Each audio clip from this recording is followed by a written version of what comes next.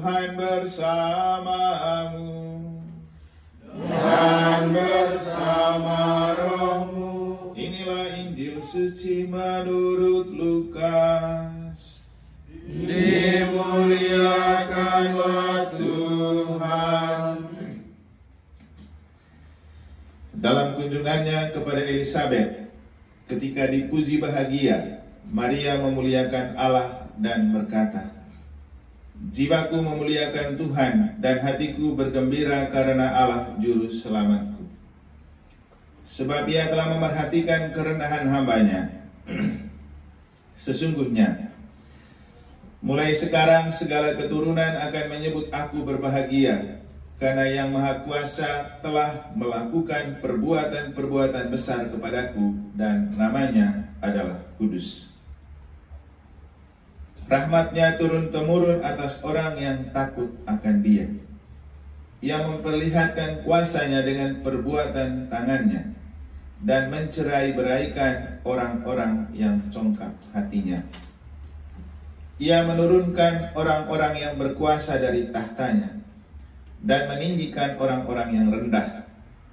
Ia melimpahkan segala yang baik kepada orang yang lapar dan menyuruh orang yang kaya pergi dengan tangan hampa. Ia menolong Israel hamba-Nya, karena Ia mengingat rahmat-Nya seperti yang dijanjikan-Nya kepada nenek moyang kita, kepada Abraham dan keturunannya untuk selama-lamanya." Kira-kira 3 bulan lamanya, Maria tinggal bersama Elisabet, lalu pulang ke rumahnya.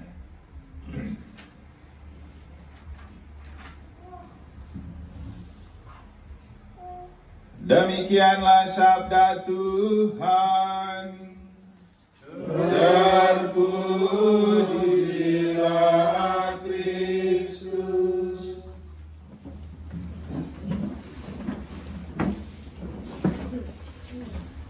Kalau ibu-ibu berkumpul dalam roh Tuhan, maka yang terjadi adalah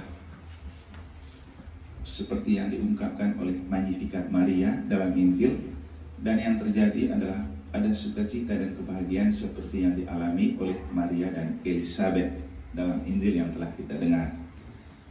Tapi kalau ibu-ibu berkumpul dalam roh manusia, apalagi kalau roh iblis, yang terjadi adalah gosip.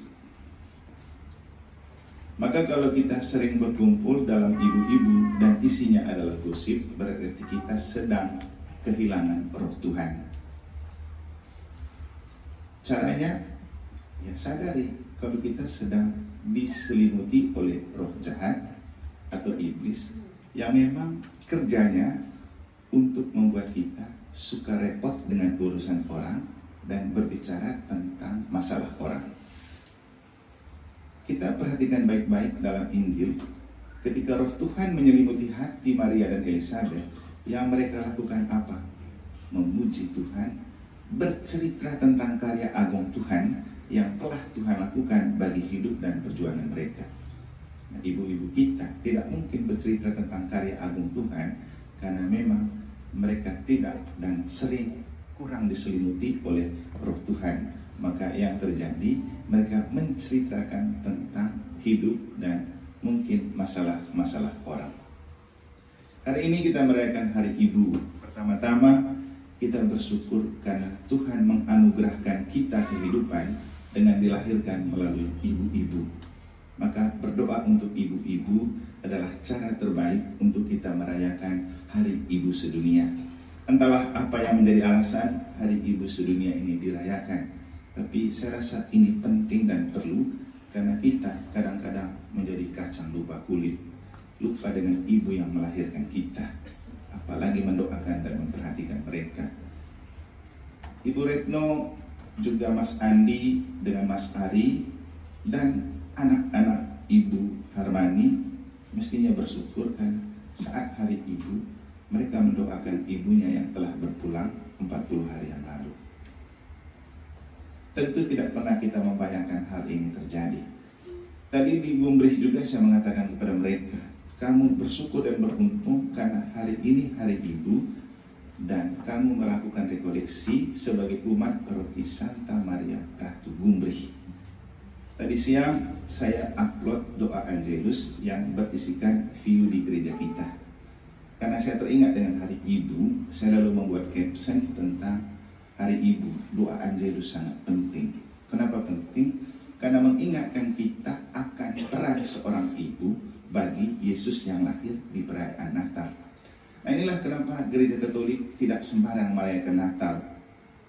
Tunggu tanggal 25, karena ini tanggal punya konektivitas dengan saat di mana Maria menerima kabar dari Malaikat Gabriel untuk mengandungi Yesus dari roh, yaitu 25 Maret. Maka kalau dihitung dari 25 Maret dan 25 Desember itu pas 9 bulan. Tadi dalam caption itu saya menulis doa Angelus untuk mengingatkan kita peran Bunda Maria sebagai seorang ibu yang rela mengandung dan melahirkan Yesus. Dan kita tidak tahu apakah Natal itu ada kalau seandainya Bunda Maria tidak rela. Maka sebagai murid-murid Yesus, kita merayakan Natal tanpa menghargai Bunda Maria itu seperti kacang lupa kulit atau anak yang tidak menghargai ibu. Makanya tadi saya bilang kita bersyukur dari orang Katolik, jelas bahwa kita merayakan Natal karena ada Maria, dan kita harus selalu menghargai Bunda Maria. Bersyukur dan beruntunglah mereka yang waktu masa Adventus sempat ikut prosesi. Dan saya merasa perlu melakukan prosesi di bulan Desember, walaupun waktu itu saya ke Sumbawa, karena saya berpikir kita tidak bisa merayakan Natal tanpa Bunda Maria, dan kita mohon Bunda Maria mendoakan kita.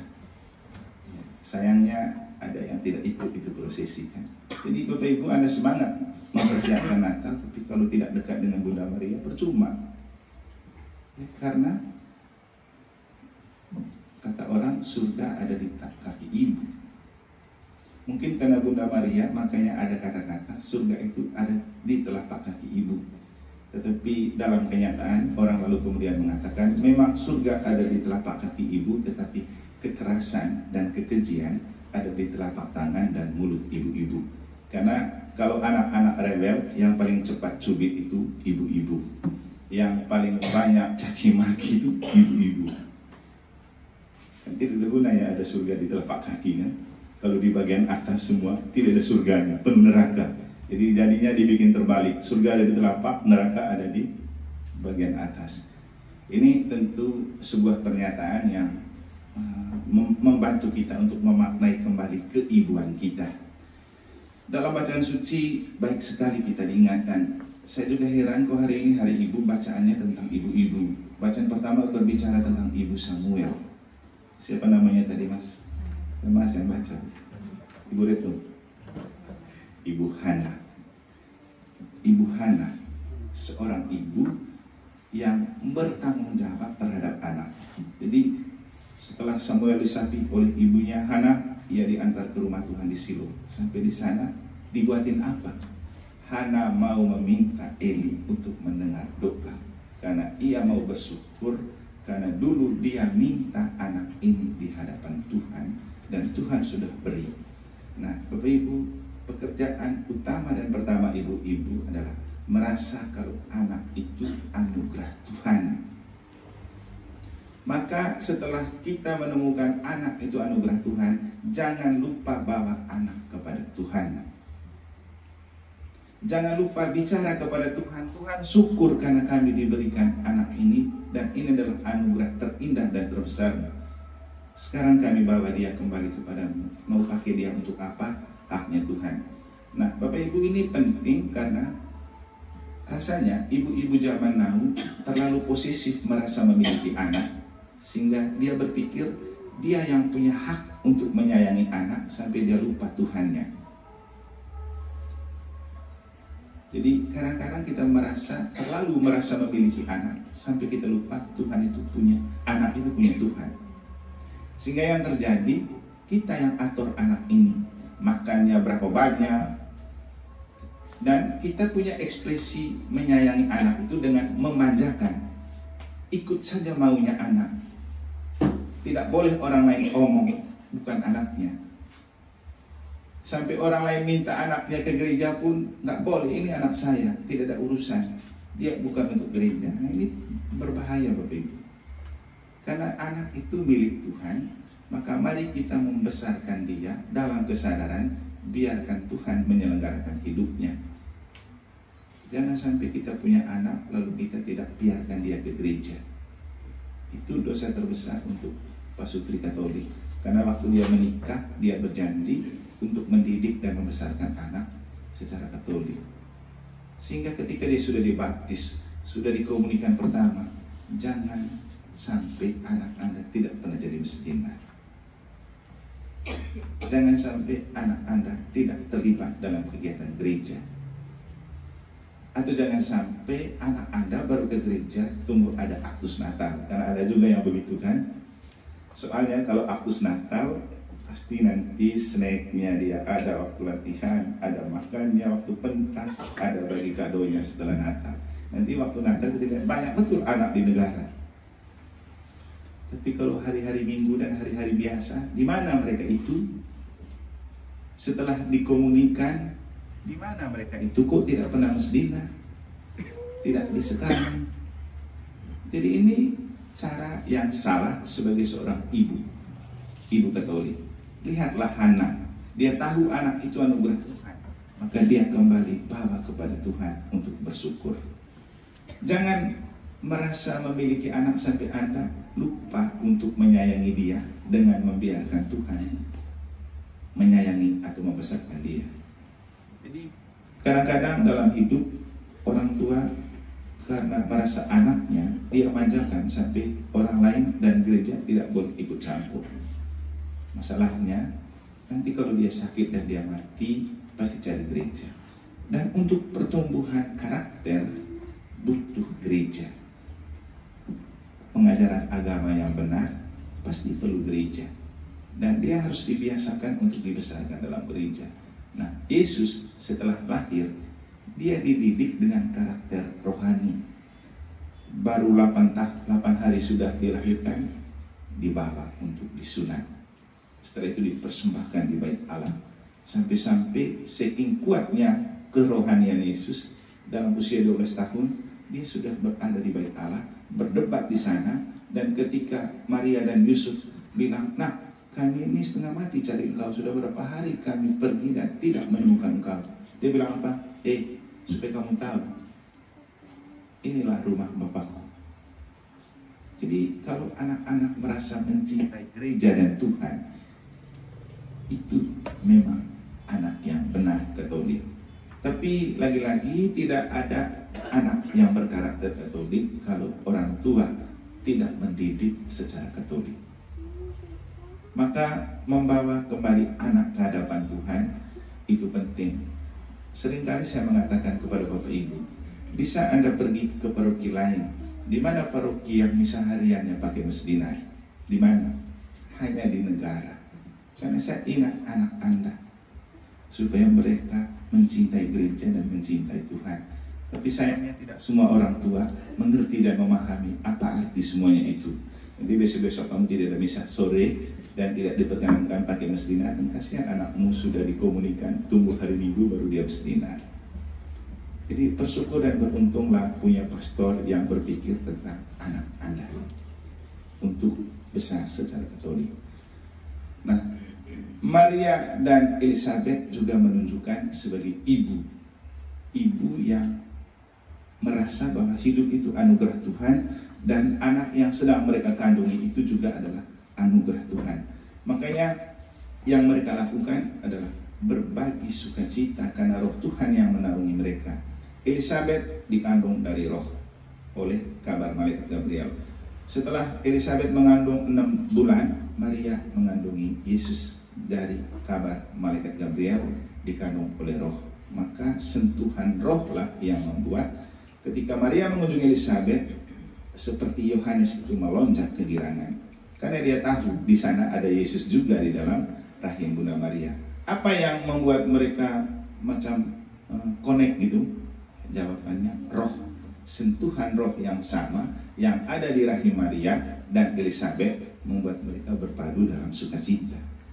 Maka kembali ke Ibu-ibu, jaga hati untuk roh Tuhan. Jaga diri untuk dijiwai oleh roh Tuhan.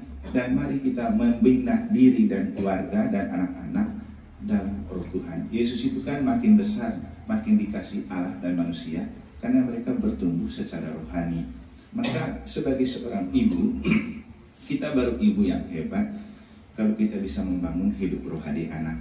Ibu yang hebat bukanlah ibu yang bisa membuat anaknya gemrot, karena di balik gemrot banyak penyakit, dan dia anak pasti muka ngantuk dan muka tidur.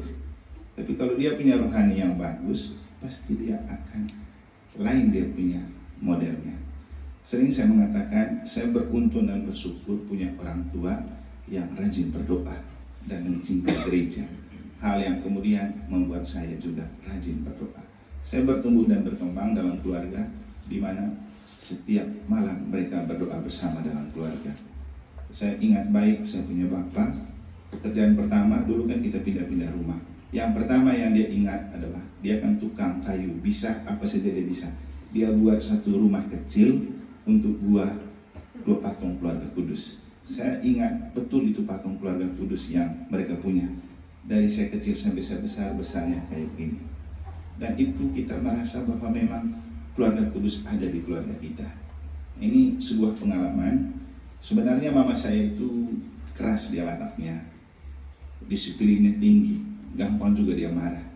Tapi dengan kekuatan doa, kita anak-anak kemudian bertumbuh dan berkembang secara rohani. Dan rata-rata kemudian setelah jadi besar, kita semua mencintai gereja, aktif dalam kegiatan gereja. Rata-rata jadi guru agama.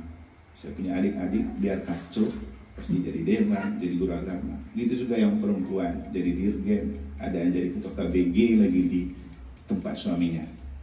Jadi inilah karakter seorang ibu yang kita butuhkan di zaman ini. Ibu yang membuka hati terhadap roh Tuhan, ibu yang ketika mereka bertemu berbagi senyum, salam, sapa dan sukacita karena mereka memiliki kerohanian. Hanya itulah yang bisa membantu ibu-ibu kita bisa mengurangi gairah dan selera untuk berkumpul lalu bergosip tentang orang dan masalah orang.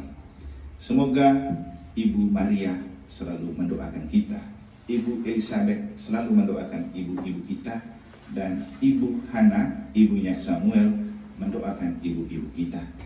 Tetaplah percaya bahwa ibu adalah alat dan sarana terhebat di tangan Tuhan untuk mewariskan kehidupan kepada dunia, untuk membuat cinta itu berbuah kepada dunia. Karena tanpa ibu tidak ada pembuahan sel sperma untuk menciptakan anak. Kita laki-laki boleh punya banyak stok, tapi kalau tidak ada ibu-ibu tidak mungkin menjadi anak, kan? Dan ibu adalah jantung pertama dari hidup anak, karena disitulah pertama kali kita nempel untuk hidup lalu dilahirkan ke dunia. Maka jangan melupakan ibu kita masing-masing, jangan melupakan ibu-ibu kita. Kita berdoa untuk mereka tetap menemukan kebahagiaan dalam hidup walau menghadapi banyak persoalan. Bapak Ibu, mungkin terakhir saya mau bilang, saya sempat menjumpai beberapa ibu yang bercerita tentang kepedihan hati yang mereka rasakan karena mereka diperlakukan atau anaknya kurang membahagiakan mereka. Saya sendiri membayangkan kalau itu adalah saya, betapa setengah matinya menjadi ibu ketika anak-anak disuruh ke gereja tidak mau, disuruh ke rumah tidak mau, sibuk dengan urusan dan pekerjaannya sendiri. Jangan melukai hati ibu-ibu.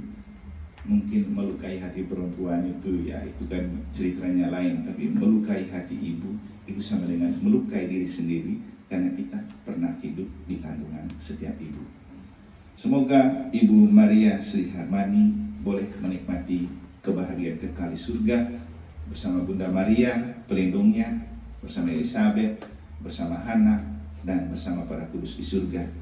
Dan semoga di hadapan surga mereka menjadi pendoa untuk anak-anak yang ditinggalkan, untuk istri-istri dari anak-anak yang ditinggalkan, untuk Ibu Retno dan teman-teman, juga untuk kita semua yang masih berjuang dan bersiarah di dunia ini. Semoga Tuhan memberkati.